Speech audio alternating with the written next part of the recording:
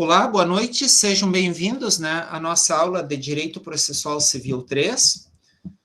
É sempre, né, uma alegria, uma satisfação estar aqui com vocês, principalmente a gente poder interagir, trocar informações, aprender, né, e nós, no Processo Civil 3, nós estudamos, de uma maneira geral, aquilo que se decidiu na sentença, no processo de conhecimento. Então, a gente faz a efetividade daquilo que se decidiu, que se julgou, né? Se foi procedente, se foi improcedente, tá? É o cumprimento de sentença e também nós temos títulos executivos extrajudiciais. E o processo 3, ele cuida dessa parte também. Então, são essas situações que nós estamos trabalhando, que nós estamos discutindo aqui. Estamos hoje, né, na nossa terceira aula, mas na semana passada nós tivemos a palestra, né, de abertura do semestre letivo, foi na terça e na quarta-feira da semana passada, e hoje nós vamos estudar aqui um pouco dos princípios que orientam o processo de execução, tá, gente? Então, vocês vão perceber que é uma discussão muito tranquila, muito fácil de acompanhar. Claro, hoje a aula é um pouco teórica, mas tem este perfil, né? No início, primeiro, a gente tem essa formação mais propedêutica, para depois a gente adentrar na parte mais prática, tá? Então, por isso, acompanhem. Se tiverem dúvidas, perguntem. Vamos todos aí participando efetivamente da aula, tá?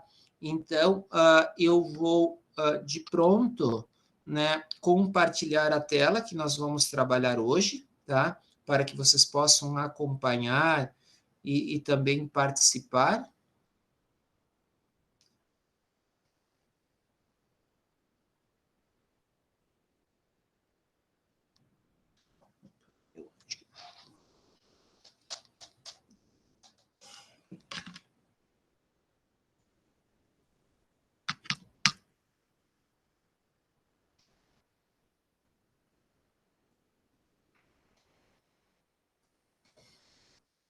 Muito bem.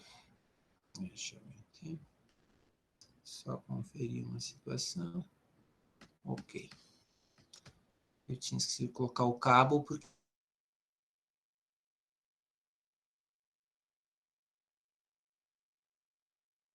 gravar.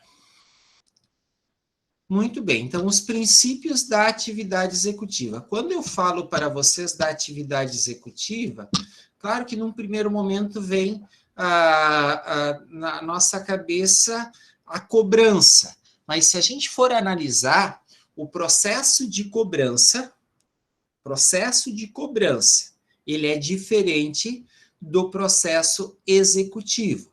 Como assim é diferente, professor? Não é a mesma coisa? Não, gente, porque a ação de cobrança, ela vai passar por todo o rito do processo de conhecimento.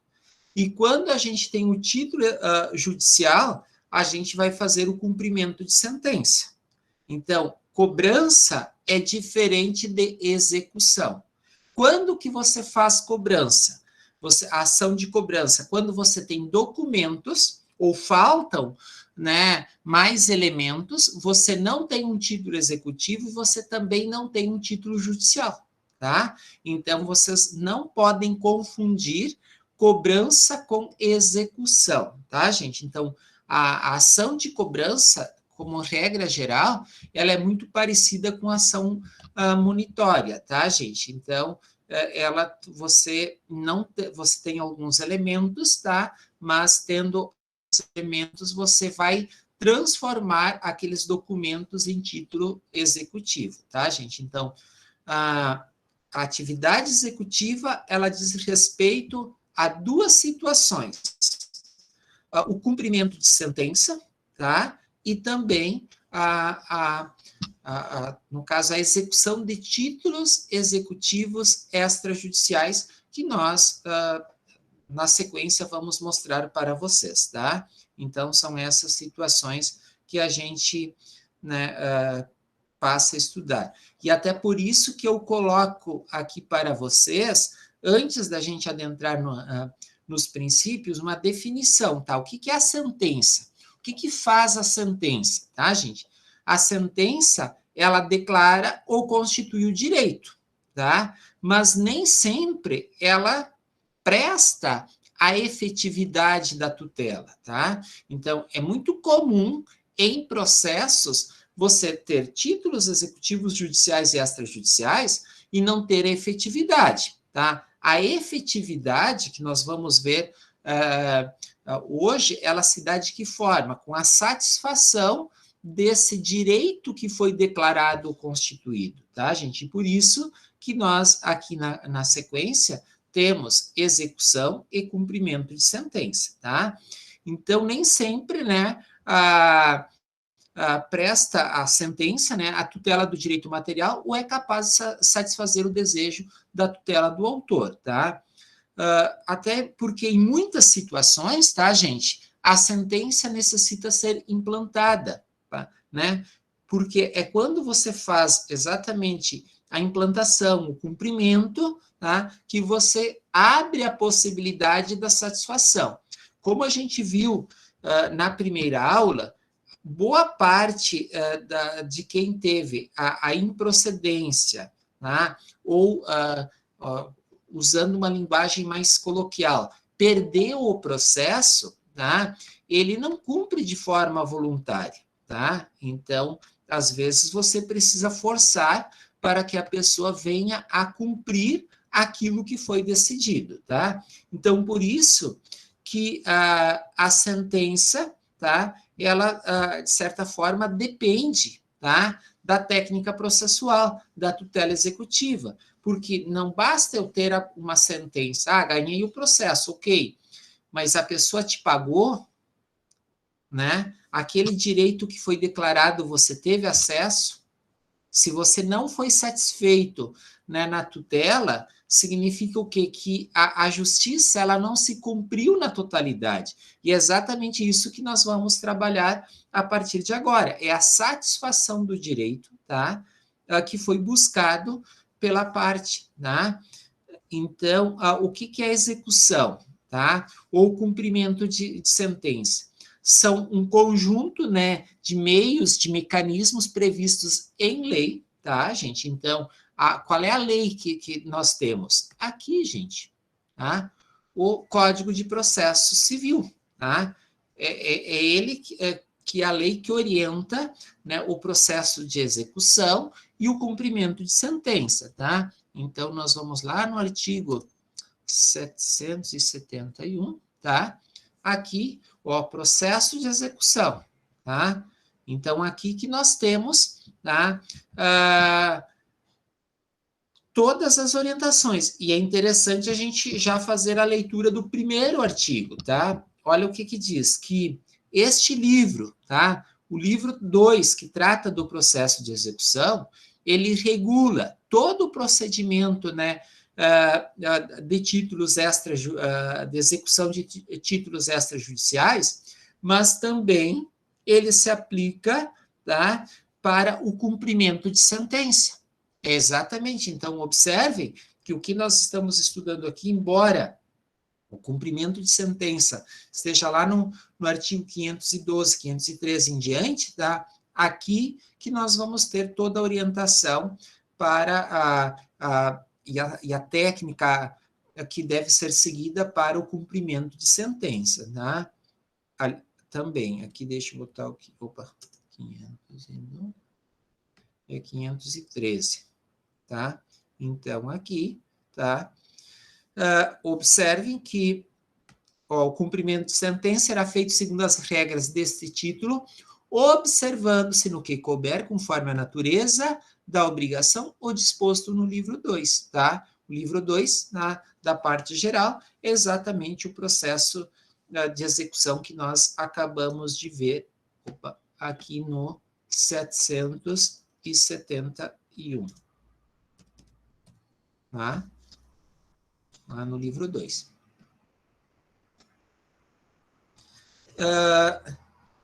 E por isso que, quando é que a gente faz o cumprimento de sentença? Até hoje eu estava discutindo com uma cliente, né, como é que a gente faz ali uma situação de cumprimento de sentença, né? E daí nós estávamos aguardando para ver se o réu, porque esse é um processo físico lá de 2015, tá?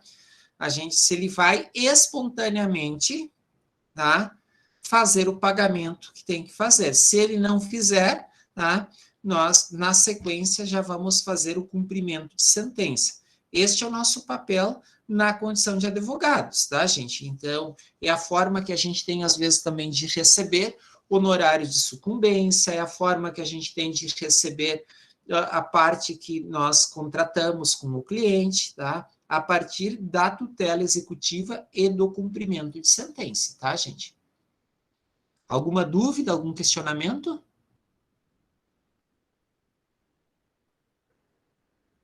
Professor, boa noite, Paulo. Fala, Paulo.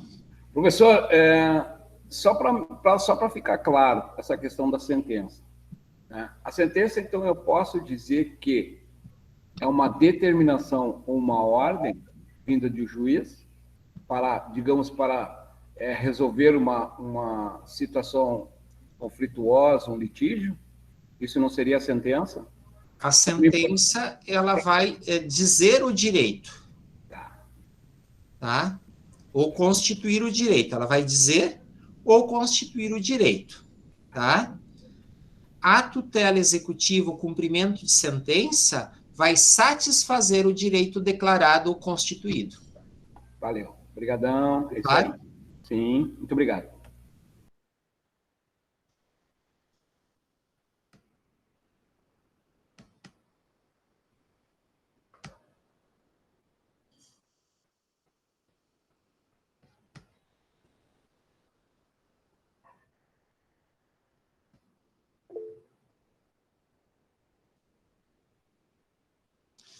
Muito bem, tá?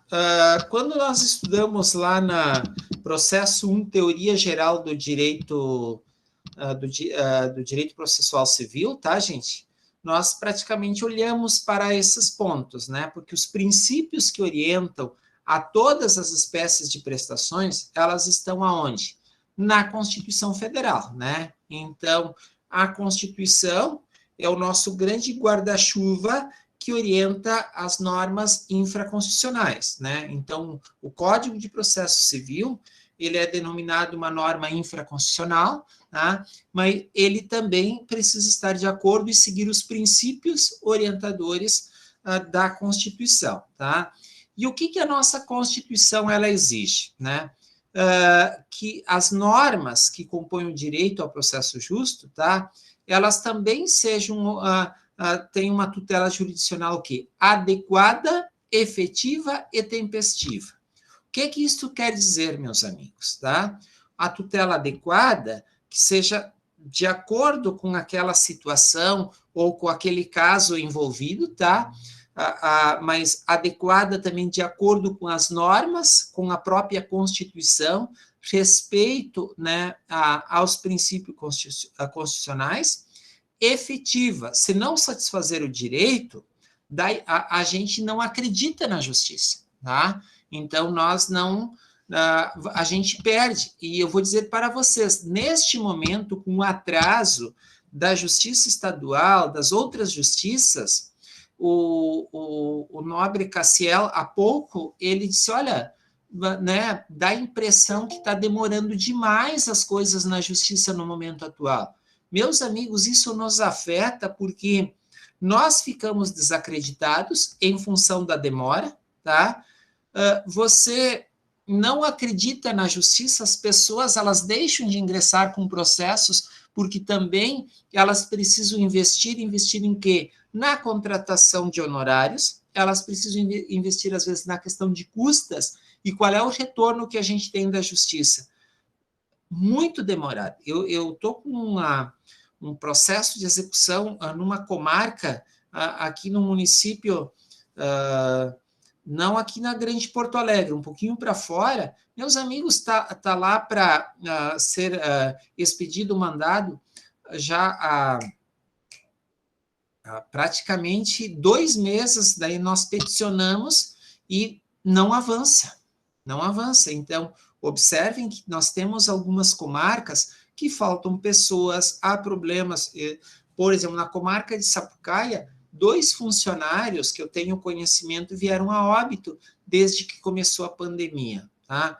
E eu não sei se eles foram substituídos também, tá? Eu não sei se eles foram substituídos. Então, isso faz com que a efetividade e a tempestividade, que é a gente não esperar. O exemplo que eu estou dando para vocês há pouco, que eu estava conversando com a cliente, um processo de 2015, meus amigos.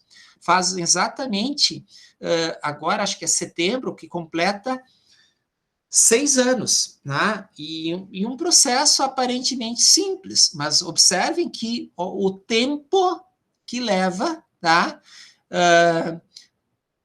E daí eu estava olhando, nós ganhamos, assim, em termos de, né, principalmente da minha cliente, em função da atualização e dos juros, né? A gente ganha mais de atualização e juros do que o próprio valor em si. Então, para quem também está devendo na justiça, não é uma coisa boa, tá?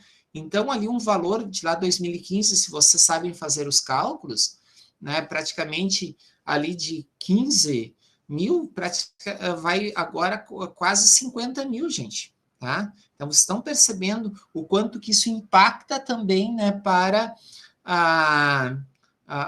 quem precisa pagar, né, para o devedor. Por isso, gente, nós, em algumas situações, tu analisa com o cliente, tá, vale a pena a gente, né, brigar em Brasília? Quais são as consequências? Quanto tempo? Se aquilo que você vai pagar como recurso, você resolve, né, o processo, às vezes, dependendo da situação, a gente analisa todos os pontos, vale a pena você se liberar do processo. Foi assim que nós resolvemos uma situação de uma empresa, porque, infelizmente, às vezes a morosidade, a não efetividade, ela causa mais prejuízo para as partes, tá?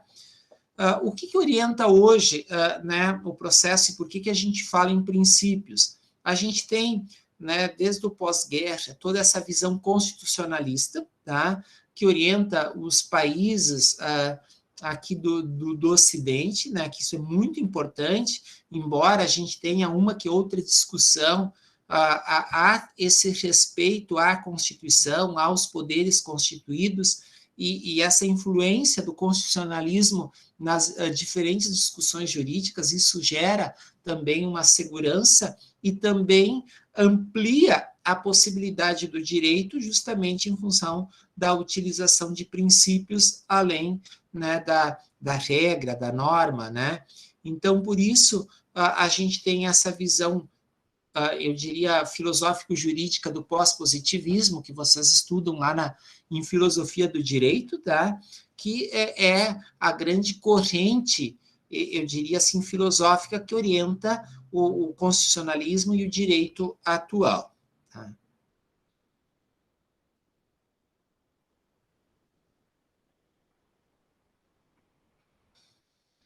E agora, daí a gente entra, né,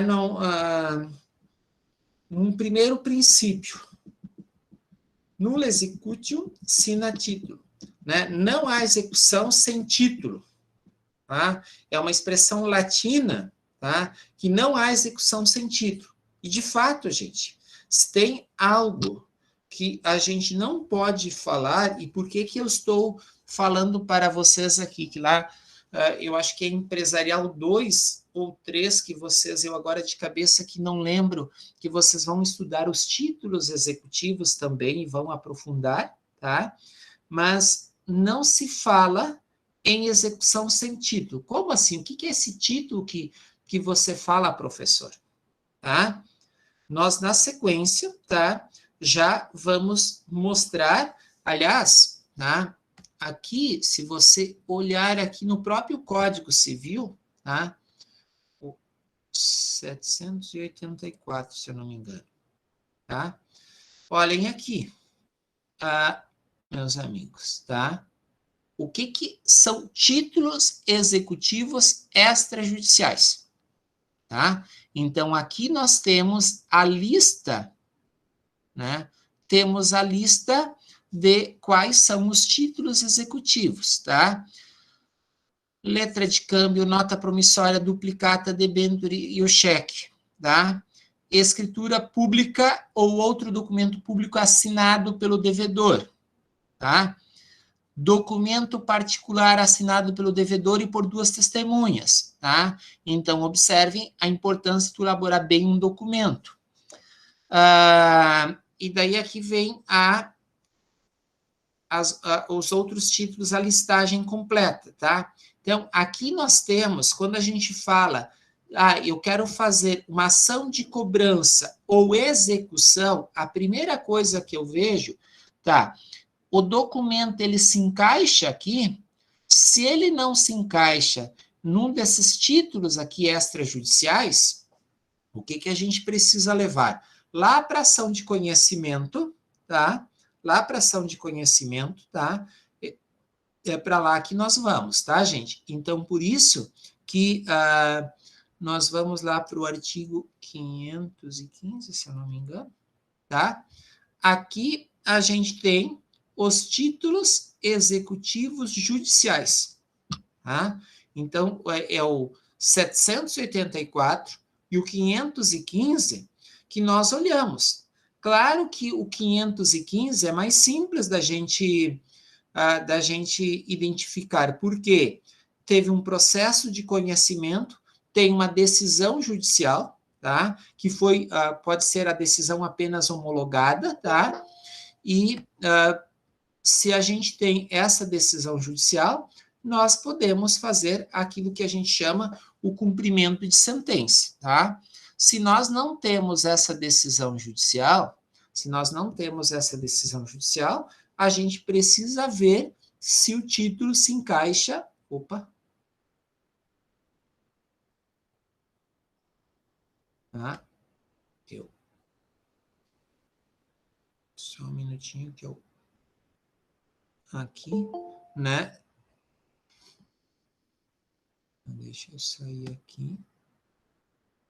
E...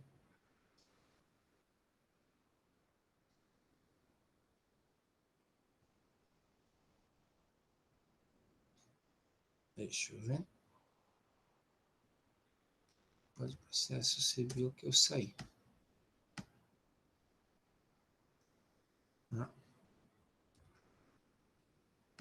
Ou a gente está no 515 ou no 784. São nesses dois locais que nós vamos conferir, tá, gente? O que a gente precisa efetivamente conferir é se aqui os títulos executivos extrajudiciais, tá?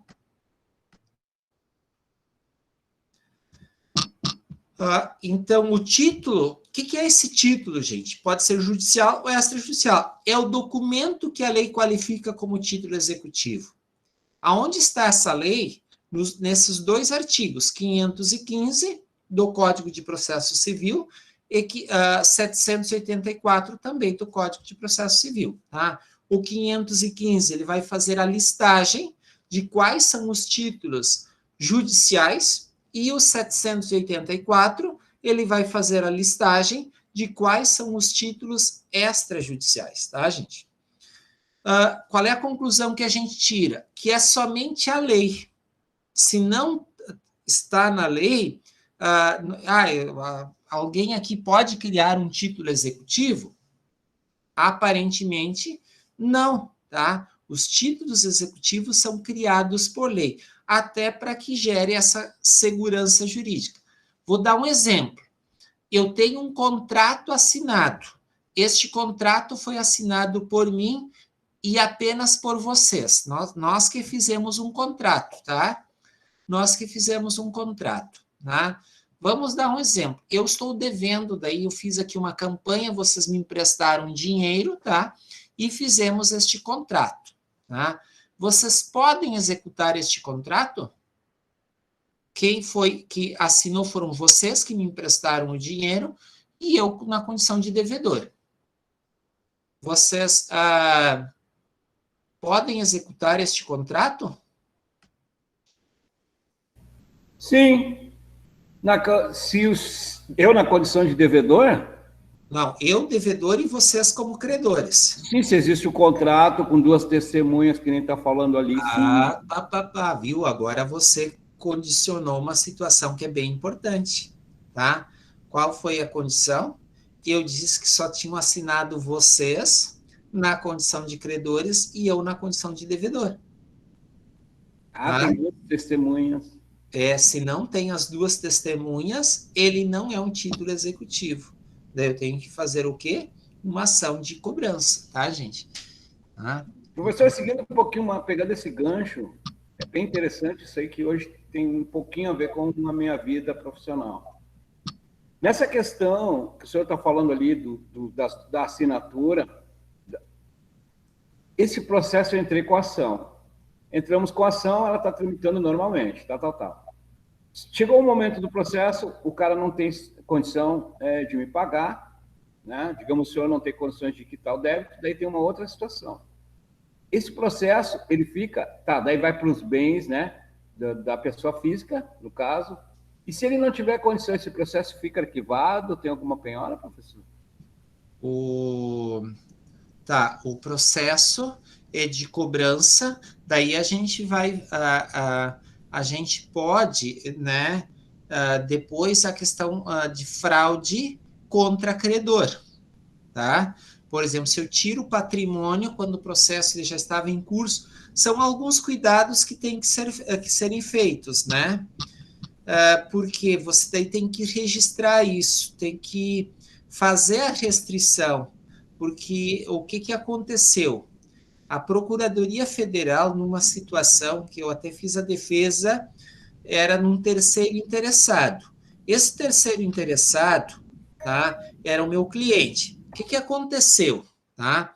O que aconteceu? O vendedor da casa devia multas para o IBAMA, tá?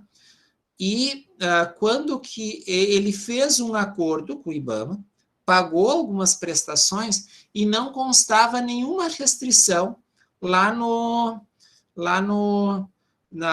matrícula do imóvel, tá? Qual foi a consequência? Este cara vendeu o apartamento para o meu cliente, assim, não tinha informação, conhecimento dessas situações, né? Tá? Inclusive, ele até comentou que tinha, né, esse débito, mas que ele ia quitar, né, com a entrada que ele tinha dado do apartamento, ele não quitou e ele não pagou. Eu acompanho o processo até hoje, né, porque daí, então, os procuradores, né, do IBAMA, eles apontaram como fraude, né, mas daí nós juntamos toda a documentação, que como é que o meu cliente ficou sabendo, tomou conhecimento. A sorte que ele tinha tudo isso documentado e guardado, né, que ele procurou uma imobiliária, a imobiliária mandou e-mail com vários apartamentos, disse que aquele apartamento também estava à venda, ele tinha um contrato de financiamento com a Caixa, tá? E foi a sorte que nós conseguimos liberar ele, mas ele estava com medo de perder o apartamento, tá? Porque nós justificamos bem que ele não tinha como ter conhecimento, uma vez que foram tiradas todas as negativas, o apartamento foi financiado pela Caixa, tá? E a Caixa tem este controle, apesar que eles não têm muito esse controle de negativas, né? Mas a gente conseguiu tirar. Então, tem algumas situações que daí você identifica como fraude à execução ou ao credor, daí depende do momento do processo, né? Ok, professor, obrigado. Tá? Então, nós vimos que os títulos executivos, eles somente podem ser criados, né, por lei, ou a lei que cria eles, tá? E somente ela pode estabelecer as hipóteses em que a execução é admitida. Meus amigos, por que isso? É justamente para que nós possamos ter o quê? Uma espécie de segurança jurídica, tá? Se nós não tivermos, né, nenhuma segurança jurídica, tá? Se a gente sair criar títulos, regras, tá? Olha o que seria a nossa sociedade.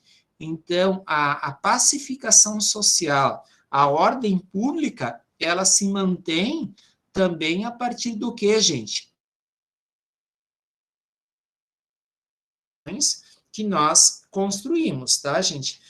Quando eu digo nós, a lei, tá? Daí, a gente seguindo a lei, tá? É justamente a partir daí que nós criamos essa segurança que nós todos, né, imaginamos que faz bem para a sociedade. E aqui, meus amigos, estão exatamente o que eu acabei de mostrar para vocês lá no Código de Processo, tá? O que eu acabei de mostrar para vocês? O artigo 515, tá? Que aponta, descreve, lista os títulos judiciais, e o artigo 784, né, que mostra quais são os documentos, que eu diria assim, não judiciais, tá? Eles não são fruto de um processo judicial, até por isso que o termo extrajudicial, né? Então, por isso são documentos privados, né? Claro que a gente tem escritura pública, que está lá listada, mas, como regra, são documentos que estão na posse das partes, tá? Então, por isso, documentos privados, tá? Então, por isso que nós não vamos falar de outros títulos, exceto esses aqui listados, né, no artigo 515, como eu falei, títulos judiciais, e a do 784 como títulos extrajudiciais.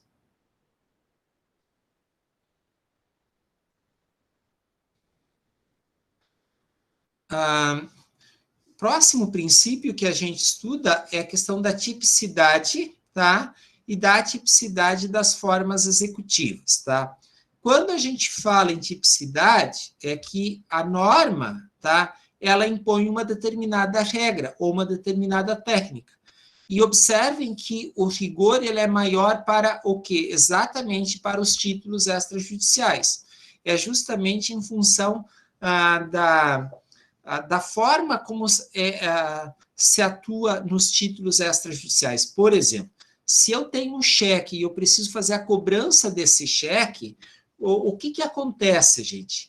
Eu não preciso reconhecer que o cheque... Não, eu já entro e faço a cobrança direta do cheque, tá? Então, não há processo de conhecimento, defesa. O executado, o devedor, ele já vai receber a intimação para fazer o pagamento, tá? Então, por isso, da questão da tipicidade, que só pode aquela técnica, aquela forma, conforme descrito na norma que nós vamos estudar, né? Então, por isso que o CPC, ele oferece mecanismos separados, sim, que podem ser empregados para a efetivação do direito, né? Então, lá a partir do artigo 771 e a partir, né, do artigo 513, os títulos judiciais. A atipicidade quer dizer que é um sistema um pouquinho mais aberto, né, que o próprio juiz, no próprio processo, você encontra a melhor técnica, tá, gente? Por quê? Já teve todo um processo de conhecimento, então por isso que há maior também flexibilidade neste ponto, tá, gente?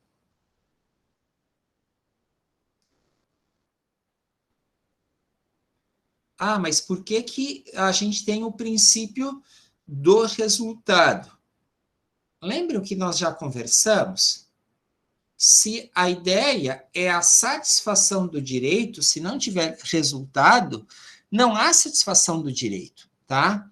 Então, por isso que no processo de cumprimento de sentença e de execução, no caso, o devedor, tá? Que é o executado, ele está numa situação de desvantagem. Mas como assim ele está numa situação de desvantagem? Porque ele tem um prazo para pagar. Se ele quiser pagar em prestações, ele tem uma regra a seguir, tá? Ele tem que depositar 30% depois em 6 vezes, tá? Outra forma de acordo, o credor precisa aceitar, tá? Precisa aceitar, então, por isso que ele está. O seu patrimônio pode ser penhorado, tá? Se ele tem recursos em conta, pode ser penhorado, então, por isso que ele está numa situação de desvantagem, tá? Então, se a gente olhar aqui para o 797, tá? 797, tá? Então, a gente vai ver, né? Realiza essa execução no interesse do exequente que adquire, né, pela penhora, né, o direito de preferência sobre os bens penhorados, tá? Então, essa é a lógica do processo de execução. A vantagem de quem está executando, né, do credor, tá? Ele está em vantagem se comparado ao credor, tá? Então, o resultado, porque a gente quer o que? Exatamente a satisfação, tá? O resultado, essa questão de penhora, porque orienta pela alternativa que visa a melhor solução, né, para o cumprimento voluntário e tempestivo da prestação exigida, tá? Então, se o credor, ele não se dispõe, ele não a pagar de forma voluntária, né, o seu patrimônio é penhorado, confiscado, justamente invadido, para satisfazer, né, aquele débito que ele tem, né, como credor, tá? Então, por isso que nós falamos em posição processual desvantajosa, ele não tem muitas escolhas, tá? Claro que isso é quando tem patrimônio, quando não tem, a maior parte dos devedores, tá, gente? Tá? Eles sequer colocam, constituem procurador. Tá? Até ontem, o dono de uma empresa esteve no escritório e daí nós começamos a analisar a situação, tá, de uma pessoa que deve para ele. Tá? Daí ele veio para eu fazer um termo de confissão de dívida, tá? E daí eu digo, tá, mas você tem as informações? Não, ele me passou tais e tais informações. Eu digo, tá, mas tu viu se ele está neste local? Não, ele disse que era empresa, mas lá não tem empresa, tá? Então, hoje nós pedimos comprovante de residência, se ele tem algum comprovante, ele não enviou, tá? Não enviou, não mandou só a CNH, mas daí eu fui conferir pelos dados dele, ele tem 8 ou 9 processos em andamento, tá? Todos de cobrança, e nenhum ele constituiu advogado. Tá? Então, é alguém que não está numa posição de desvantagem. Tá? Por que não está numa posição de desvantagem? Porque não tem, tá, um patrimônio, não tem o que cobrar dele. Tá? Então, nessas situações, o credor tu quase não tem o que fazer. Né? Tu vai gastar, tu vai colocar energias para buscar uma situação da qual depois tu não vai conseguir satisfazer o direito. Tá? Então, por isso que o credor ele pode indicar os bens do devedor. Tá? E daí, quando você tem bens, ok, mas não tendo, é praticamente uma energia perdida, tá? A prioridade da escolha da destinação do bem penhorado, adjudicá-lo, aliená-lo, é de quem? Do credor, tá, gente? Então, é o credor que tem essa possibilidade, tá? O credor ele pode desistir da execução independente do consentimento, né, do devedor, tá?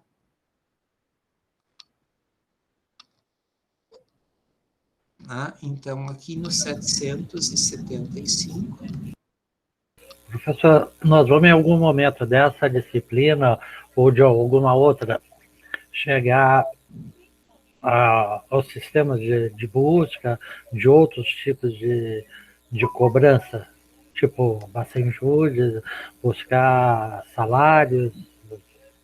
Aqui, na nossa na nossa disciplina, nós avançamos sobre isso também, tá? Na questão das possibilidades de penhora, tá? Então, eu já te adianto, tá? Qual que é a primeira possibilidade que sempre a justiça busca? Qual é a primeira possibilidade? Dinheiro. Passa em júri, tá? Essa sempre é a primeira possibilidade, tá, gente? Claro que dependendo do que está envolvido, tá, pode ser o patrimônio, a penhora de bens, né? Então, vou dar um exemplo. A própria execução fiscal feita pelos entes, tá? União, estados e municípios. Qual é a primeira penhora que eles fazem? Pode ser até o próprio município, que é execução fiscal de IPTU sobre o patrimônio, o imóvel. Qual é o primeiro, a primeira, né, basta em júri, tá? E até nós temos aí alguns processos, tá? Que é feito, no caso, pela Fazenda Pública até de São Leopoldo, tá? E que o meu cliente, ele vendeu na década de 90 esses imóveis, tá? Ele era urbanizador, tá? Ainda continua sendo, mas ele vendeu aqueles imóveis na década de 90. E agora, uma empresa dele que já está baixada, tá? Estava sofrendo né, restrições, e daí caiu na conta dele, né? E daí, então, o que a gente fez? Nós peticionamos em todos os processos, dando que ele estava abrindo mão daquele bem, que ele estava entregando o bem para a penhora, e que daí o que acontece? Quem vai se livrar daquele, que vai recair, digamos, e vai ter que fazer a defesa, é o posseiro, tá? Então, tem todas as situações, até esse meu cliente, ele teve penhora no caso de valores bancários, tá? Carla, eu cumpro execução fiscal, muitos pedidos, né? Opa, deixa eu só voltar aqui para ver a mensagem dela, né? Exatamente, tá? Tu trabalha onde, Carla? Novo Hamburgo?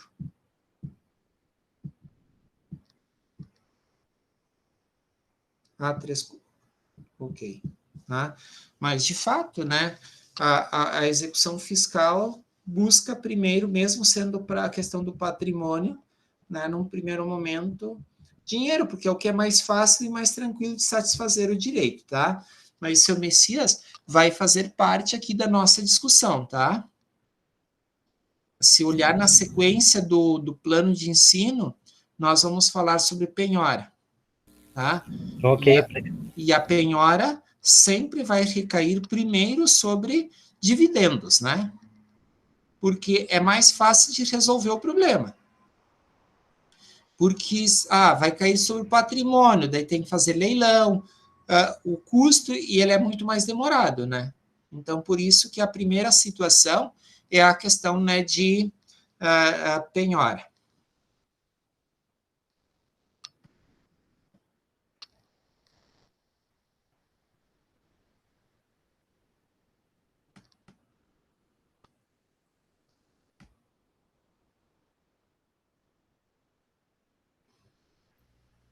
Boa noite, professor.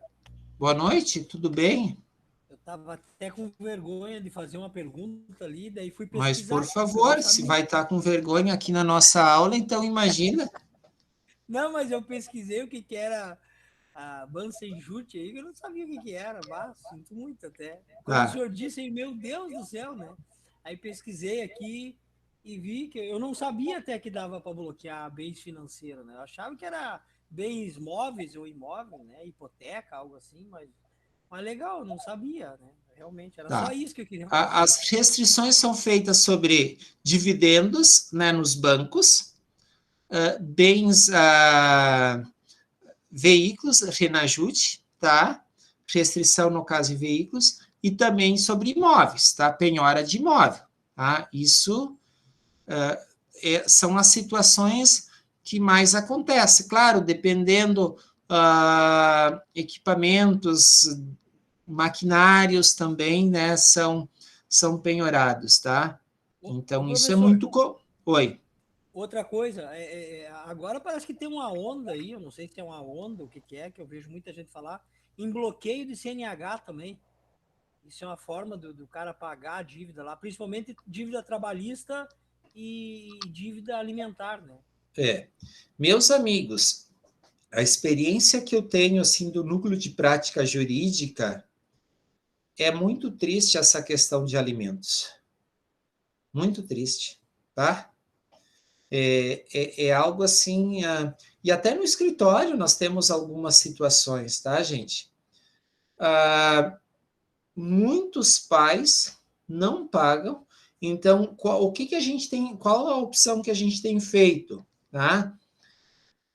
Dependendo da situação e se ele não tem muito patrimônio, não tem patrimônio, porque até muitas empresas acabam fazendo acordo e cooperando com o devedor de alimentos, que eu acho de uma postura completamente fora, assim, do normal. Se você é uma empresa e você coopera com o devedor de alimentos, fazendo um acordo e fazendo com que ele trabalhe de forma informal, você está dizendo tudo assim o que orienta a tua empresa, né? Porque o que a gente tem de pessoas que nós conseguimos somente localizar depois que começou o período da pandemia via WhatsApp, citação via WhatsApp, foi a salvação, gente. Nós encontramos a maior parte dos devedores. Eles foram localizados, eles foram citados, mas eu vou dizer, daí as famílias, as mães têm o título judicial, mas não consegue cobrar, né? Porque o cara ou não trabalha, tá? Não tem, aliás, trabalha, mas não tem um vínculo, tá? E eu gosto muito da juíza da Vara de Família de Gravataí, porque se a gente pede oficiar CAGED, INSS, tá? Caixa para ver se tem FGTS, tá? Ela de pronto defere no primeiro despacho, né, que seja oficiado o CAGED para ver se tem vínculo de emprego, o INSS se tem algum benefício previdenciário, e a Caixa para ver se a pessoa tem algum depósito de FGTS, tá? E isso, gente, tem sido a salvação, né, gente?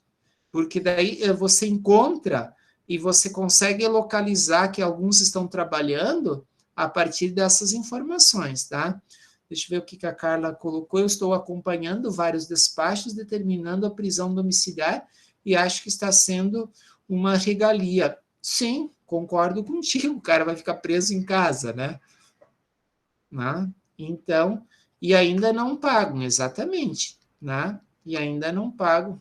Esse é o maior... Mas o fato dele não pagar, não, dele ser preso, tá? O débito continua, tá? O débito continua, tá? Então, você continua tendo lá um título, mas que muito difícil, às vezes, de executar. E é muito comum você ver pais que estão há 10 anos, 8 anos, sem pagar alimentos, tá? Então, é muito comum, tá, gente? E pais que não registram seus filhos, tá? Olha, se vocês tiverem oportunidade, quando o núcleo de prática jurídica ali estiver em pleno funcionamento, quando a gente chegar mais para o final do curso, vocês vão ter boas experiências, tá, gente? Quem consegue acompanhar, às vezes nos próprios escritórios, a gente tem inúmeras experiências nessa questão de alimentos. Então, a possibilidade, né, da ação de alimentos, tá, gente, em termos de declarar o direito, ok, tá? É muito tranquilo de declarar, porque é só provar o vínculo jurídico que o direito é declarado. Agora, efetivar, satisfazer, tem sido uma dificuldade enorme, gente, tá? Tem sido uma dificuldade enorme, ok? Daí, Leonir, mais alguma dúvida? Bem tranquilo, professor, bem tranquilo. Obrigado. Então tá.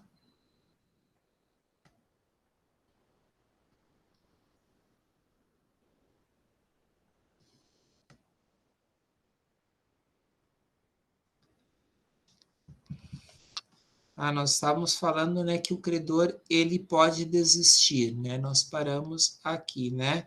O exequente tem o direito de desistir de toda execução ou de apenas alguma medida executiva, tá? Na desistência da execução, o que será observado? Serão extintos, daí a impugnação. Tá, o que é impugnação? Tá? A impugnação é a defesa ao cumprimento de sentença. Embargos é a defesa no processo de execução de título extrajudicial, né?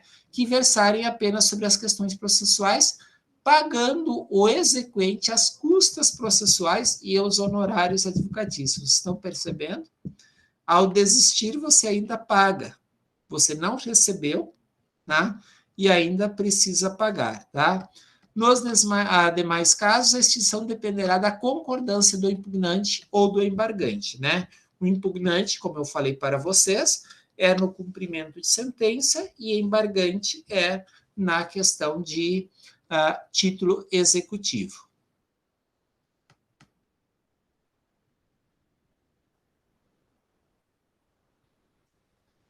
Da questão da responsabilidade patrimonial. Há pouco, né, nós estávamos conversando e agora a gente chegou aqui, né, no título, tá? A questão da responsabilidade patrimonial, né, que ela direciona a responsabilidade pelo cumprimento, né, das obrigações para o patrimônio do sujeito obrigado, tá? Aonde está, né, essa norma? No próprio Código Civil, tá? Que o devedor ele responde com seu patrimônio, né, pelas obrigações adimplidas, tá? Deixa eu só abrir o Código de Processo Civil, aliás, o Código Civil, melhor, tá? Então, é o artigo 389 e 391.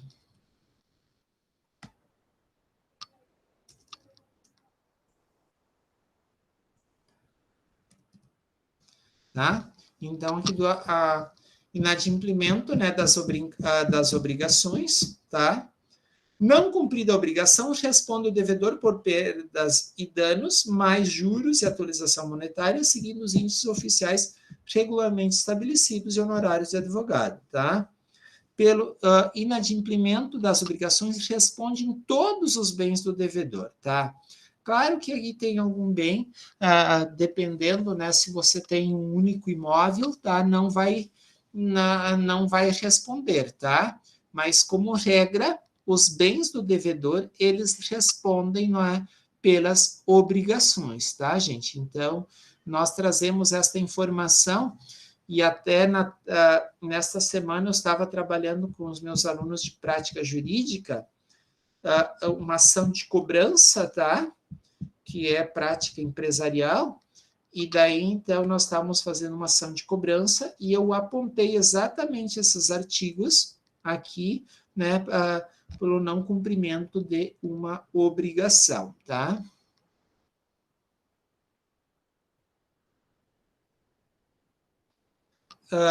Então, aqui nós já apontamos, né, que todos os bens do devedor respondem pelas obrigações, então nós buscamos isso além de uma situação aqui mais de direito material, né, é uma questão também de constitucional, principiológica, né, gente? Porque se não houver essa responsabilidade patrimonial, como é que seria o cumprimento das obrigações? Ninguém iria cumprir, tá? A expropriação dos bens na execução por quantia certa, tá onde? Lá no artigo 824, tá, gente? 824, tá? Então, a execução por quantia certa realiza-se pela expropriação dos bens do executado, tá? Então, A expropriação consiste em adjudicação. O que é adjudicação, gente? Alguém poderia me apontar? O que é adjudicação?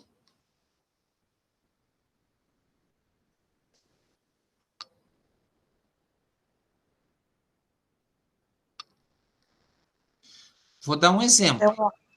Posso falar, prof? Pode. É um ato judicial que está dentro da expropriação de bens, prof. Com o objetivo de transferir a posse de um bem de um devedor para o credor daí. Sim. O que acontece? Eu vou dar um exemplo. O bem ele foi penhorado, tá? E você pega, tá? O devedor não paga e você na avaliação se identifica que o valor do bem é igual ao valor da dívida, ou às vezes o valor do bem é inferior.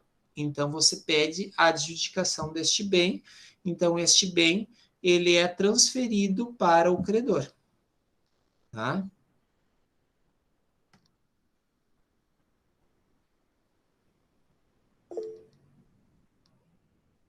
Alguém pediu?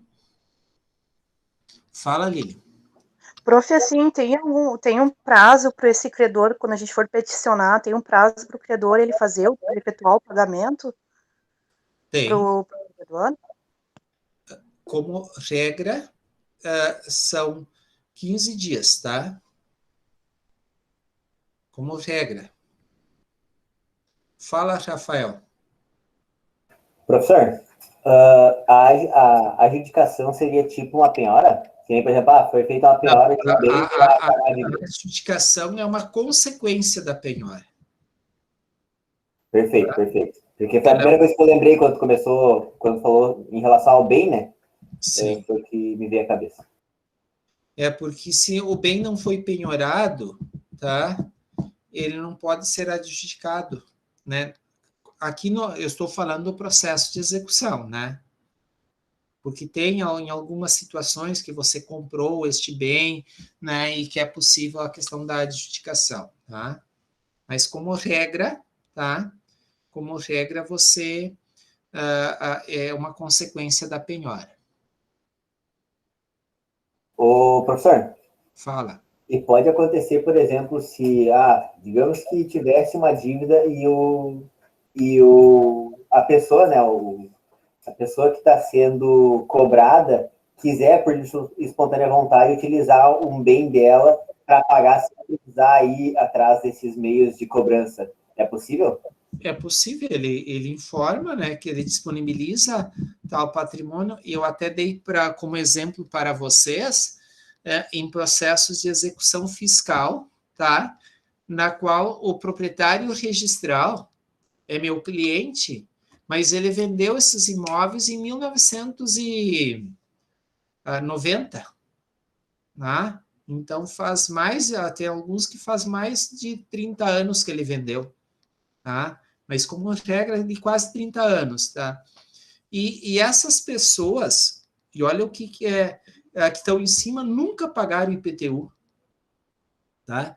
E eles sempre se incomodando. Daí ele me passou esses processos, foi ano passado, e daí o que eu fiz?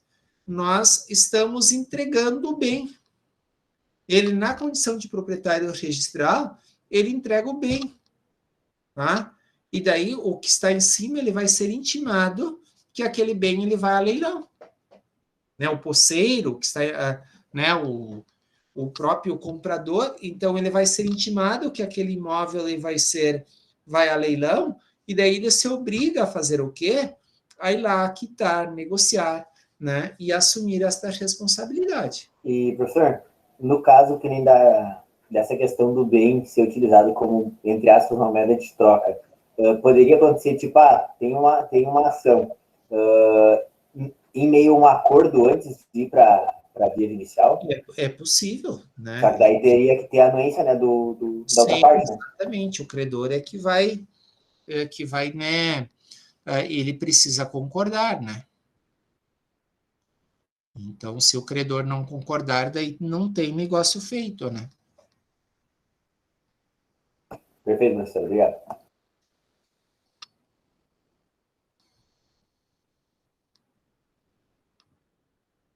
nós estávamos aqui, né, como se dá a questão da expropriação pela adjudicação, a alienação, né, e a apropriação de frutos e rendimentos de empresa e de estabelecimento de outros bens, né? Então, antes de adjudicados ou alienados os bens, o executado pode, a todo tempo, remir a execução, né? Ele pode, no caso, pagando e consignando, né, a importância atualizada da dívida, né, acrescido de juros, custos e honorários advocatícios. Então, como regra, nesses processos de execução, de pronto o juiz já fixa 10% de honorários, tá, gente?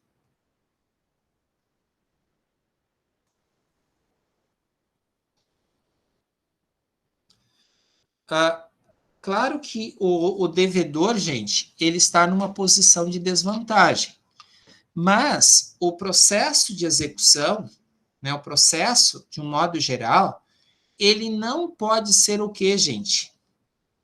Uma punição, tá?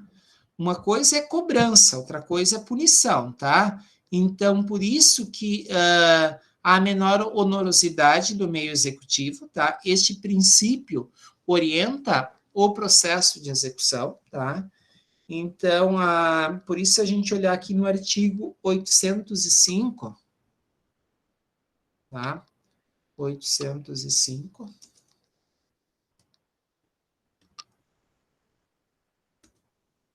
Tá? Quando por meios o exequente puder promover a execução, o juiz mandará que faça pelo modo menos gravoso para o executado. Tá? É justamente aqui para que a gente não chegue naquela situação que foi uma espécie de vingança, punição, tá? E para que não se utilize do processo de execução como uma moeda de vingança. Né? Aqui a ideia, gente, que o processo de execução ele cumpra e por isso que ele tem técnicas e essas técnicas elas devem ser seguidas, né? Ao executado que alegar ser medida executiva mais gravosa, incumbe indicar o quê? Outros meios mais eficazes e menos onerosos. Então, o executado, ele também precisa provar que aquela situação é gravosa, mas ele tem que indicar, tá, qual é a outra forma menos onerosa? Tá? Porque daí, se ele não indicar, o que vai acontecer? Tá? Serão mantidos, né, os atos executivos já determinados. Tá? Então, ele precisa apontar. Isso cabe ao executado.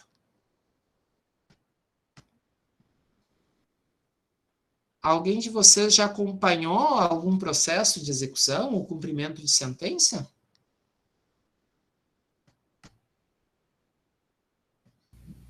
Eu já acompanhei, professor, um processo de execução. Nós tínhamos é isso que eu queria me referir com o senhor. A gente teve uma situação que foi vendido numa confiança, assim, uma parte de um imóvel. E o restante desse imóvel, o cidadão deu alguns cheques. Esses cheques, eles não tiveram fundos. E o que aconteceu? Era isso que eu estava me referindo. O processo, entraram com a ação, enfim, e tal, e foi constatado que esse cidadão não tem como pagar esses cheques. Aí entraram na pessoa física dele, ele também não tem nada, foi uma parte foi da empresa, enfim. E o processo ele parou, né? Porque eu acho que daí chega um momento do processo onde não tem mais o que avançar ou tirar do cidadão. Né? Porque dependendo se não tem patrimônio, não tem renda, o salário, né, não pode ser penhorado, exceto para verba alimentar, né? Né? Porque nós temos aqui o que é impenhorável. E aí fica arquivado, professor, esse processo para o resto da vida? Oi? Esse processo ele fica arquivado? Ele pode ficar... ele fica... no caso, deixa só aqui para mostrar para vocês, no 833, se eu não me engano. Tá? Deixa eu ver aqui. Tá? Olhem aqui, ó. São impenhoráveis. Opa. Deixa eu ver. Aqui, ó. Tá? Os bens inalienáveis e os declarados por ato voluntários não sujeitos à execução. Os móveis, os pertences e as utilidades domésticas que guarnecem a residência do executado, salvo os de elevado valor, os de que ultrapassem as necessidades comuns correspondentes ao médio padrão de vida. Os vestuários, os pertences, né, de uso pessoal, tá? Salvo ser de elevado valor. Os vencimentos, os subsídios, os soldos, os salários, as remunerações e os proventos de aposentadoria, tá? As pensões, os pecúlios, tá? Então, também, livros, máquinas, ferramentas e utensílios, instrumentos de bens móveis necessários, né, para o exercício da profissão. O seguro de vida, tá? Os materiais necessários para obras em andamento, tá? Salvo se a obra, né, for penhorada. A pequena propriedade rural, né, tá? Desde que trabalhada pela família, né? Os recursos públicos recebidos por instituições privadas, né, para aplicação compulsória em educação, saúde e assistência, né? A quantia depositada em poupança até o limite de 40 salários mínimos. Eu até fiz a questão de embargos, né, porque eu tive uma cliente que ela teve penhora, né, de valores depositados, né, na poupança, tá? E daí, então, esses valores foram imediatamente liberados, tá? Nós mostramos que se tratava de valor de poupança, tá? Os recursos públicos do fundo partidário recebidos por partido político, tá? Então, o partido político pode ficar devendo, tá? Ser devido de fundo partidário. Os créditos oriundos, né, de alienação de unidades imobiliárias sobre o regime de incorporação imobiliária, né, vinculados à execução da obra, tá? Então, aqui, gente, esses bens não são objetos de penhora, tá? Então, quando a gente estudar aqui, voltar aqui e estudar sobre a penhora, vocês já conhecem que se for... né, se a pessoa tiver apenas esses bens que estão aqui nessa lista, o processo de execução não avança, tá? Por isso, automóvel, porque o automóvel não está aqui listado, tá, gente? Então, Renajude, que a colega, acho que foi Kátia que apontou, tá? Então, por isso que vai sobre imóvel também, recai sobre imóvel, mas o imóvel daí tem que ver se é o único bem, daí tem uma série de situações que são analisadas. Se a parte não é fiadora, tá? Também são essas questões que são analisadas, tá, gente? Professor, tenho duas dúvidas a respeito. Fala. Uma que recentemente não, há algum tempo atrás, não sei quanto, foi reconhecido o honorário de sucumbência como verbo alimentar. Pode acontecer de ser pago com salário a sucumbência e o credor principal ficar sem receber? Não, o credor, ele nunca fica sem receber, porque o salário, aliás, desculpa, o devedor, né? Deixa eu formular com um pouquinho de calma. Eu, como advogado, estou cobrando uma dívida e o devedor não tem patrimônio, não tem nada, ele tem o salário. A dívida em si, ela não é verbo alimentar, mas a sucumbência do advogado é verbo alimentar. Exatamente. Eu poderia descontar do salário a sucumbência e não a dívida principal que está sendo cobrada? A sucumbência é possível, mas daí teria que cobrar em separado, né? Daí você tem que pegar aquele título, eu entendo que teria que cobrar em separado, para ser penhorado. Mas cobrar em separado seria uma ação autônoma? Exatamente. Né? Porque se ele tem... porque normalmente, tá? A questão do principal, você vai, né? Você joga toda aquela situação, tá?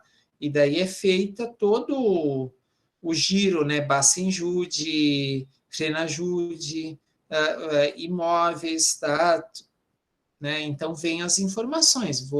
Em muitas situações, quem tem que fazer né, principalmente se é imóvel, quem tem que trazer a matrícula, informar ao juízo, é o credor. Né? Então, o credor, por isso que é mais simples a questão do renajude, né? Porque isso é feito pela própria, né, pelo próprio auxiliar do juiz, né, o bloqueio. Tanto que o despacho, ele é sempre liberado na sequência, ele não é liberado, né, antes de ser feito o bloqueio, né? É feito o bloqueio e depois liberado o despacho. Mas, a segunda questão, eu já vi em determinados casos, o juiz alegar o seguinte, de fazer o bloqueio de salário, alegando o seguinte, houve sobra de um mês para o outro. Eu não... Aí a gente vai depender de um caso muito isolado, né? Mas eu nunca consegui encontrar um fundamento jurídico, um artigo que dê margem para essa interpretação. Porque é muito mais uma interpretação subjetiva daquele magistrado, né? Ou dos seus auxiliares, que ele aprova, né? De fato, é muito particular essa situação. Exatamente. Porque não há uma regra, né? Porque tem muitas pessoas, ou boa parte das pessoas, né? O salário, ele não basta para o mês, né?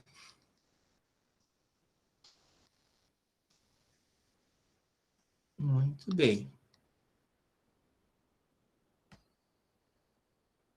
Pessoal, o que vocês pensam? Vamos direto e a hora que nós terminamos, nós fechamos a aula ou fizemos intervalo?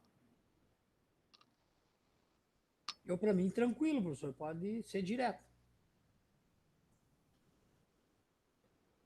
Dos demais. Vamos tocar direto, professor. Então tá. Daí tocamos, e daí a hora que a gente finaliza aqui a discussão de hoje, tá? Daí, ok, tá? Bem tranquilos. Até porque a gente hoje até termina um pouco mais cedo a nossa aula.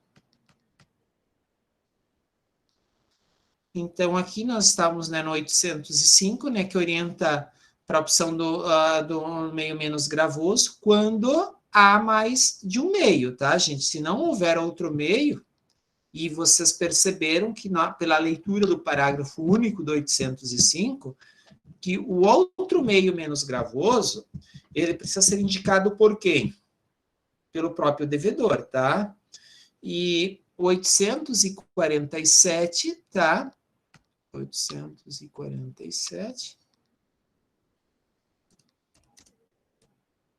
47, tá? Então, aí, ó, das modificações da penhora. Por isso que eu falei para o seu Messias que a gente vai ter muitas discussões sobre penhora, né? O executado pode, no prazo de 10 dias, contado da intimação da penhora, porque o executado ele é intimado, né, da penhora, requerer a substituição do bem penhorado, né, desde que comprove que lhe será menos onerosa e não trará prejuízo ao exequente, tá? Então, vocês estão percebendo, tá? E daí aqui tem todas as exigências, né? O juiz só autorizará a substituição se o executado comprovar as respectivas matrículas, os registros por certidão do correspondente ofício quanto aos bens imóveis. Então, isso acaba, né, o executado ter que trazer tudo isso e comprovar, né, descrever os bens móveis com todas as suas propriedades e características, bem como o estado deles e o lugar onde se encontram. Então, observe, né, descrever os semoventes. Alguém lembra do que é as semoventes? Animais? Animais, né, com indicação de espécie, de número, de marca ou sinal e do local onde se encontram. Identificar os créditos, indicando quem seja o devedor, qual a origem da dívida, o título que a representa e a data do vencimento, tá? Atribuir, em qualquer caso, o valor aos bens indicados à penhora, além de especificar os ônus e os encargos a que estejam sujeitos. Então, estão percebendo a responsabilidade e por que eu coloquei para vocês que o executado é alguém que está numa situação de desvantagem, porque ele tem todas essas situações, ele não tem muita opção, né? Se ele quer indicar a opção menos gravosa, ou a substituição, no caso da penhora, né, cabe a ele. Eu não sei se eu estava compartilhando o artigo que eu estava mostrando, acho que não. Tá?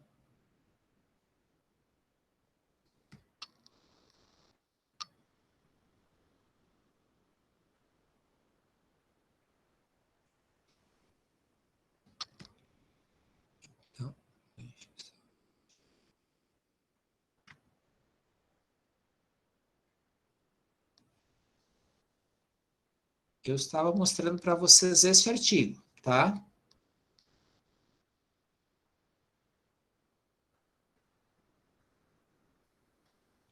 Alô?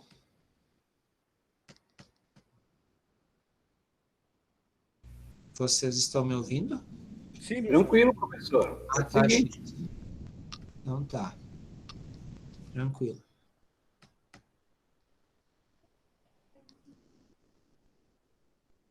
Então, aqui, ó, possibilita a substituição, desde que interesse, né, ao exequente, e o executado é que tem que fazer, né, toda essa situação. E a gente viu que não pode ser transformado em mecanismo de vingança, como eu falei há pouco, né, para vocês, né, o processo de execução. E a questão da transparência, né, patrimonial é um outro princípio, né, que orienta, tá? Normalmente a localização ela é feita pelo próprio oficial de justiça, tá? É ele que faz o levantamento, faz né, a avaliação dos bens, né? Então, aqui na questão da transparência patrimonial, não permite a invocação de privacidade para esconder os bens, tá? Não há essa questão, né, de privacidade. Orienta para a prestação de informação adequada sobre os bens disponíveis. Localização, valor, prova da propriedade e prova da inexistência de ônus, tá? Então, é exatamente essa situação que orienta o processo de execução, tá? Então, aqui eu vou mostrar para vocês o artigo, né, 784, tá?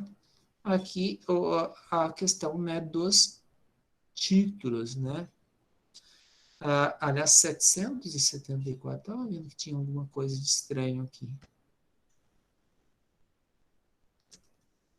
74, né? Porque daí a questão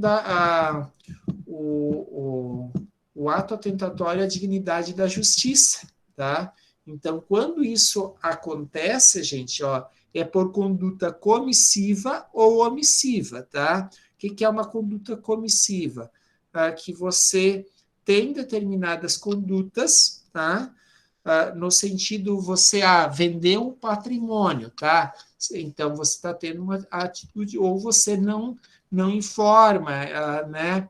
Você tem, no caso, um determinado veículo, e você, o que você faz? Você esconde. E, meus amigos, tinha uma cliente que ela devia para um banco, né? O veículo dela foi penhorado. Eu disse, olha, se você não acertar, não encontrar, ó, tem busca e apreensão. Pá, gente, e nós controlávamos aquele processo, olhávamos. E esse processo, olha, né, como é que isso acontece. E quem, às vezes, está atrás disso, acompanha a rotina, né? E tem o que aconteceu? O processo, a busca e a apreensão foi deferida na, na sexta de tarde, tá? E o oficial de justiça cumpriu no sábado de manhã, tá? Então, ela tentou, fez de tudo, não conseguiu, né? Mas ela sempre tinha um outro endereço, mas daí depois ela foi fazer o quê? Ser mediadora judicial. E daí deu as informações, endereço, daí as pessoas tiveram acesso às informações dela, né? Então, às vezes a pessoa tenta se esconder e se utiliza, né, foi lá e deu a informação na justiça, no endereço dela, todas as informações. Então, na semana seguinte, fizeram a busca e apreensão, tá? O 523, vamos ver o que diz o 523.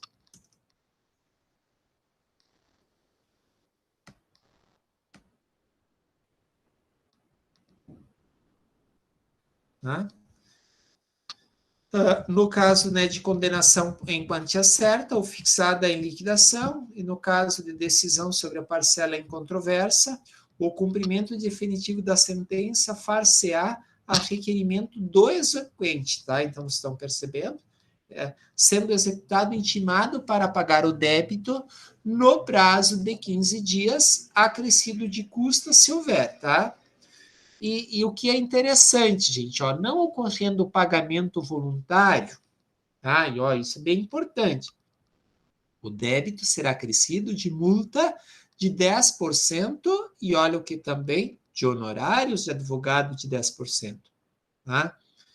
Efetuado o pagamento parcial no prazo previsto, a multa e os honorários previstos incidirão sobre o restante, tá? Então, não efetuado tempestivamente o pagamento voluntário, será expedido desde logo mandado de penhora e avaliação, tá? Seguindo-se os atos de expropriação. Então, aqui está, né, que a gente falou, né, primeiro, o devedor ele é intimado a fazer o pagamento, e daí, na sequência, é expedido o mandado, né, de penhora e avaliação. Esse honorário aí do parágrafo 2º não se confunde com os 10% do início. Exatamente, não se confunde, né? Não se confunde.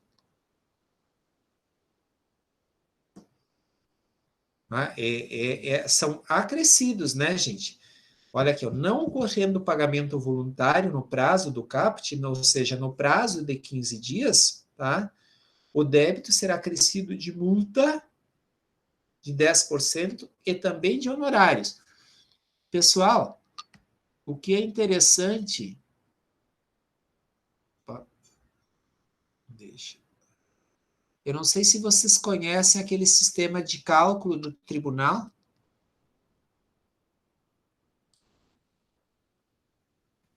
Né? Deixa eu ver aqui.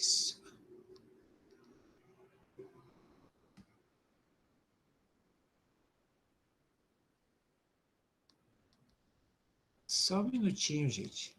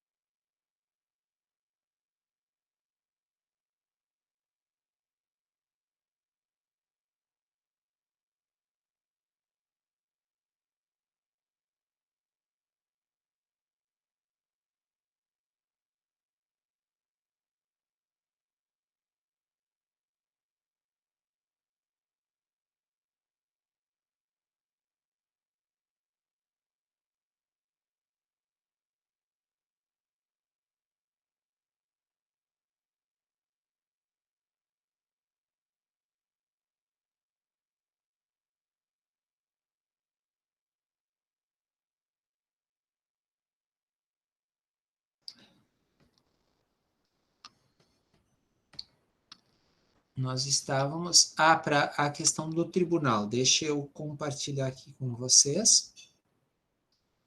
Essa ferramenta vocês vão utilizar bastante, tá, pessoal? Aqui nos processos, nos cálculos, tá? Opa, aqui.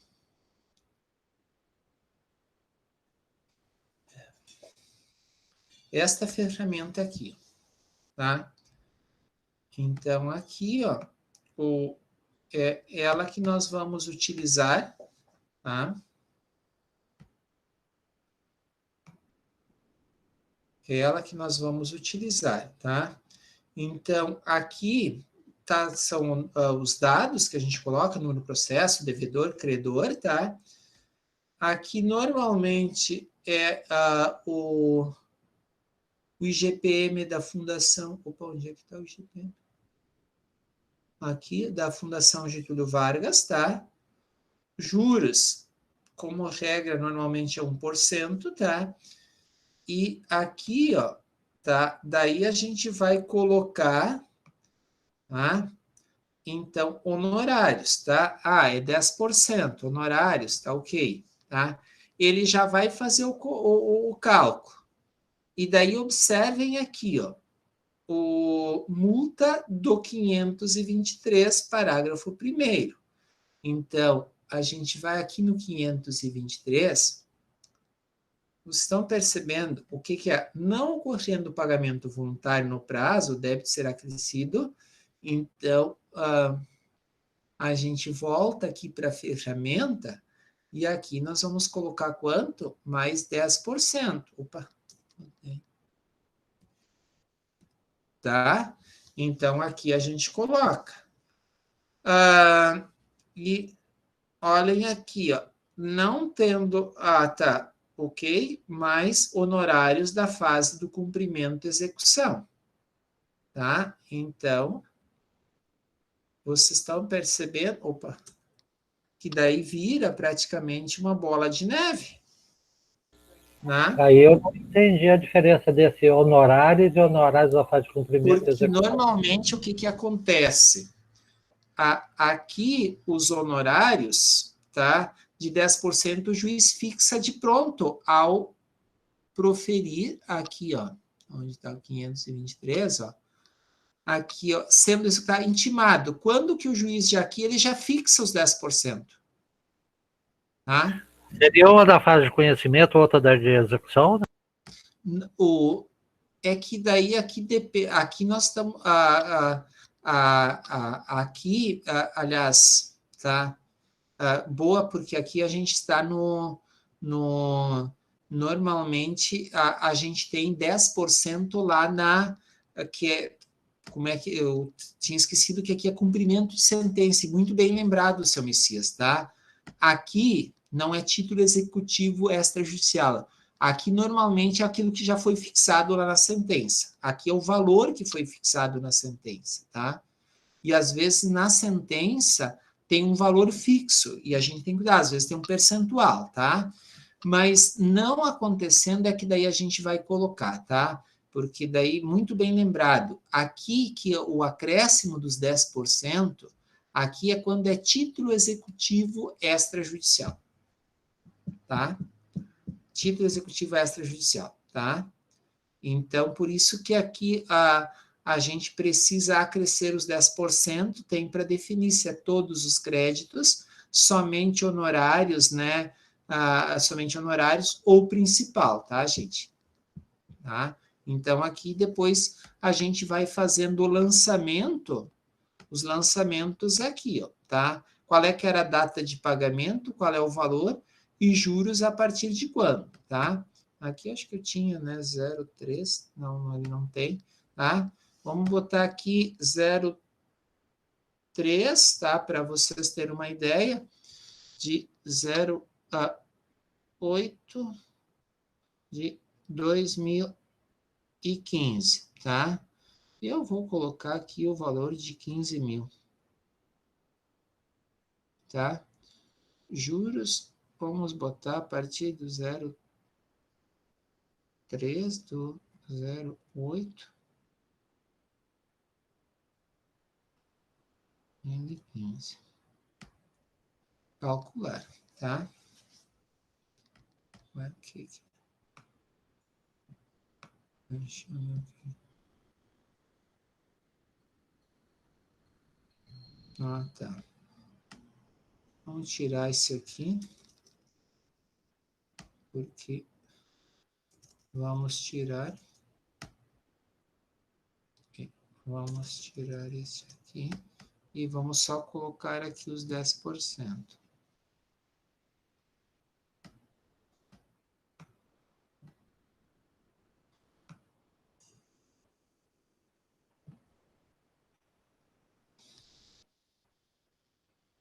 Zero, 3.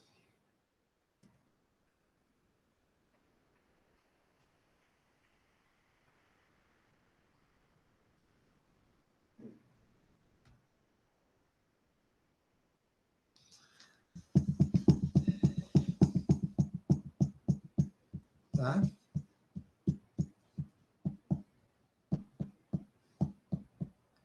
Então, normalmente, ele já dá, né, o cálculo pronto, né? E depois, se a gente acrescer as informações, ele também. Essa ferramenta nós vamos utilizar, mas observem que ela tem aqui também a multa, tá? E tem os honorários da fase de execução. Os honorários normais e aqui tem os honorários, né, da fase de execução, tá?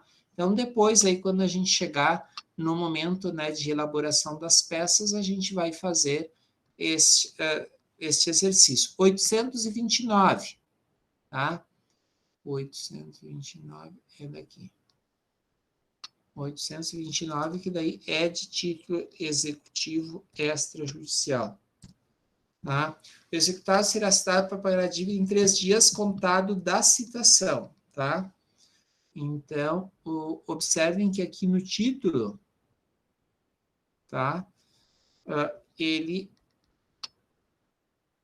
executivo, tá? Ele tem, né, extrajudicial, uma situação menor. Do mandado de citação constarão também a ordem de penhora e a avaliação a serem cumpridas pelo oficial, tá?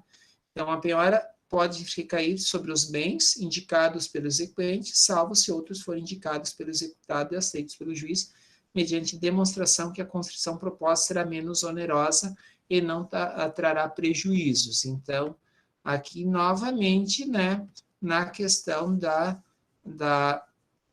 execução, né, de título extrajudicial, né, da transparência patrimonial, de mostrar o patrimônio, não esconder. Claro que há muitas situações que o patrimônio está em nome de terceiro, né? Ou às vezes está no próprio cônjuge, tá? Mas o cônjuge, ele não as pessoas não têm declaração de união estável, não tem casamento, tá? E aqui, gente, nós vamos para as defesas, tá? As defesas do executado, tá, gente?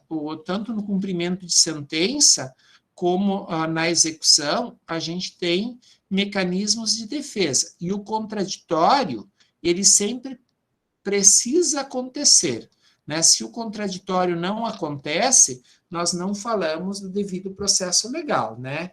Então, o princípio do contraditório, ele autoriza a manifestação e a participação das partes no processo. Por exemplo, se for cumprimento de sentença, estão lembrados que eu falei para vocês, tá? Em título, em impugnação. Cumprimento de sentença, a gente faz impugnação. E os artigos que orientam a impugnação estão lá no artigo 525 ao 527. Então, vamos ver o que o 525, tá? Ao 527.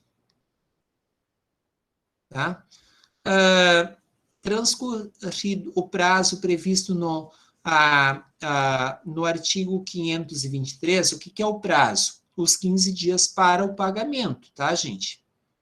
Aqui no 523, são os 15 dias para o pagamento, tá? Então, passado esses 15 dias, tá? O que a gente tem?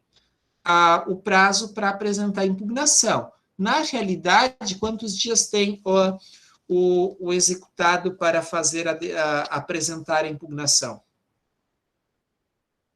30 dias, né? Porque são 15 dias para pagar e depois mais 15 dias para fazer o quê? Apresentar a impugnação.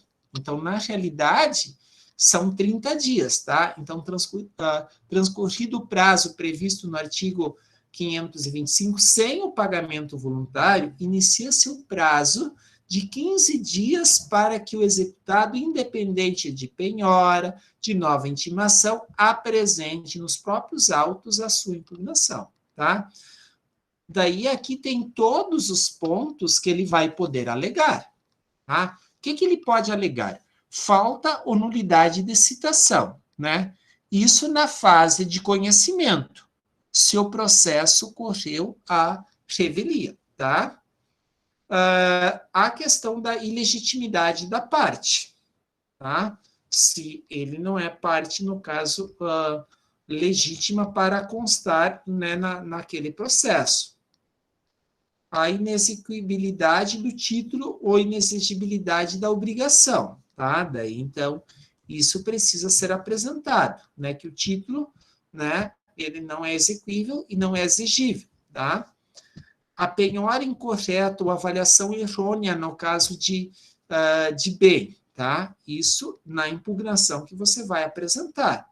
Excesso de execução ou cumulação indevida de execuções, tá?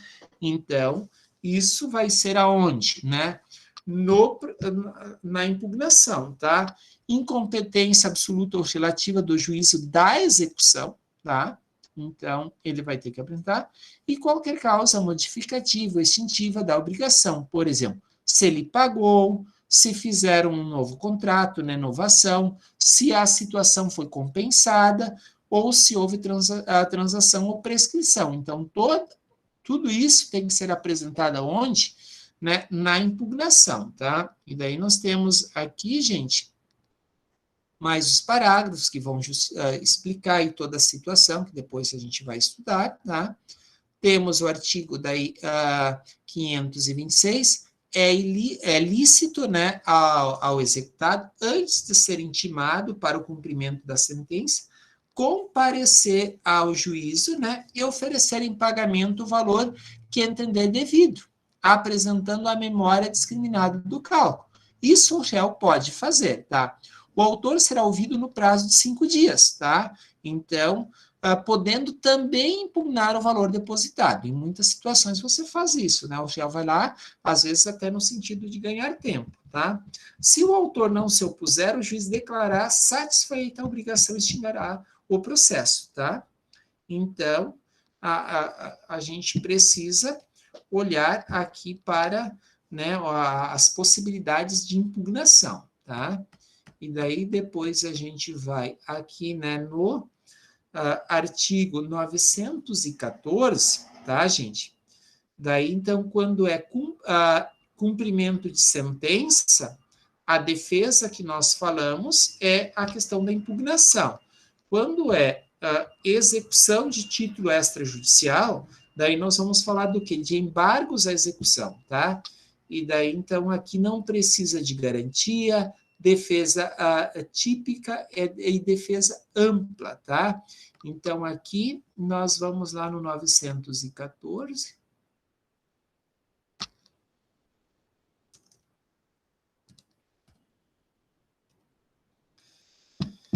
O executado, independente da penhora, depósito ou caução, poderá se opor à execução por meio de embargos, tá? E daí aqui tem toda a orientação, como é que são distribuídos os embargos, tá? Os embargos, a execução, serão distribuídos por dependência.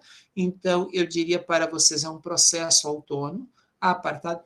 Hoje, como ele é eletrônico, tá? Você só vincula e tem lá todos os documentos, mas sempre é importante, né?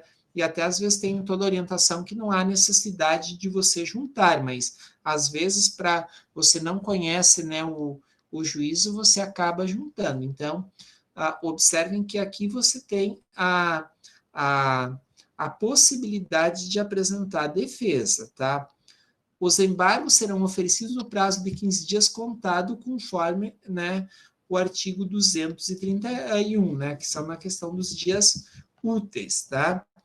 Quando houver mais de um executado, o prazo para cada um deles embargar conta-se a partir da juntada do respectivo comprovante de citação, tá? Em relação ao prazo para oferecimento de embargo à execução, não se aplica o artigo 229. Ok? Que vamos lá, o 229. Tá? Tiverem diferentes procuradores, né? Ali, maior prazo, não se conta este maior prazo, se for, né? Como se fosse um litisconsórcio.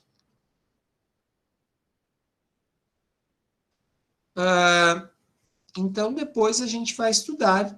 Aqui, né, hoje a gente está apenas apresentando que há possibilidade de defesa do executado, ou seja, ele tem um contraditório, ele pode fazer a impugnação, ele pode oferecer embargos, por exemplo, principalmente quando alguém está sendo executado com cédula bancária, né, que é o título executivo que os bancos utilizam, tá, gente? A cédula bancária, tá? Se você olha lá e naquele contrato os juros, eles estavam acima da média praticada pelo mercado, uma das coisas que eu costumo fazer é embargos à execução. E daí, então, os embargos, eles são muito importantes, porque daí você consegue reduzir os valores. Como é que você vai reduzir aqueles valores? Com a apresentação dos embargos, tá? E a gente tem aqui em qualquer situação de cobrança de título executivo extrajudicial, a defesa são os embargos à execução. Título judicial, impugnação, tá? Ao cumprimento de sentença. Exceções de pré-executividade, tá, gente? Quando é que eu posso, né? As exceções a gente encontra fundamento aonde? No artigo 803, parágrafo único, tá? Deixa eu só vir aqui. 803. 803, tá? Olhem aqui, gente. Né? Então, aqui está dizendo que é nula execução, tá? A nulidade que cuida neste artigo será pronunciada pelo juiz de ofício ou requerimento independente, né, de embargos à execução. Então, na realidade, aqui tem uma situação em aberta, tá? Mas, né, se não corresponder à obrigação líquida exigível, tá? O executado não for regularmente citado, for instaurado antes de se verificar a condição ou o termo de ocorrer, né, o termo. Então, aqui, gente, tá? Observe, o fundamento que nós encontramos para as exceções de pré-executividade, elas estão colocadas aonde? Na doutrina e na jurisprudência, tá? Embora seja utilizado o artigo 803, né? Mas é uma modalidade onde o executado ele vai alegar algum vício de matéria de ordem pública, né? E ele pode fazer isso em qualquer momento do processo, tá? Sem a necessidade de garantia do juízo, tá? É uma das formas também de defesa, né? Então, ele não está oferecendo embargos, ele faz aonde? No próprio processo, tá? No próprio processo, tá? As exceções de pré-executividade. Alguma dúvida, gente, aqui em relação ao contraditório?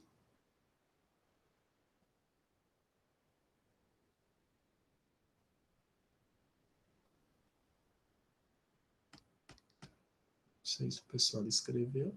Não, ninguém escreveu nada.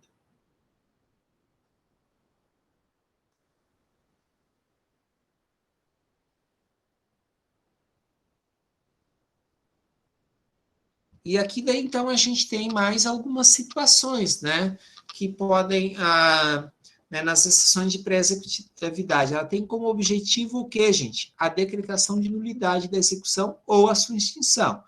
Em que situações que ela pode ser utilizada, essas exceções de pré-executividade? Por exemplo, se houver a prescrição da execução, a decadência do direito cobrado, a nulidade da citação para execução, tá? São algumas situações. Se houver o pagamento, qualquer outra forma de extinção da obrigação, como compensação, confusão, novação, consignação, remissão, nodação, tá? E a gente encontra fundamento aonde? Numa súmula 393 do STJ, tá? Então, ali que nós encontramos também os fundamentos para esta... Deixa eu ver aqui.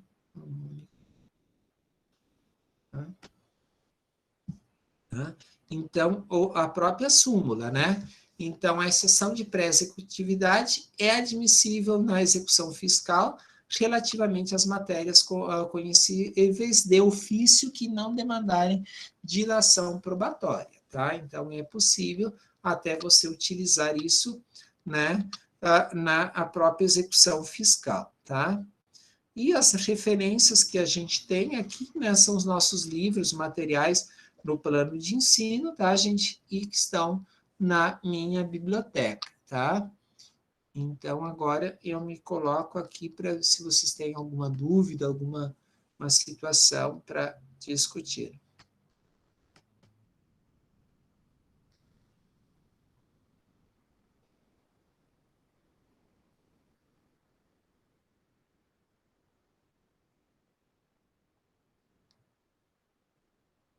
Pessoal, alguma dúvida?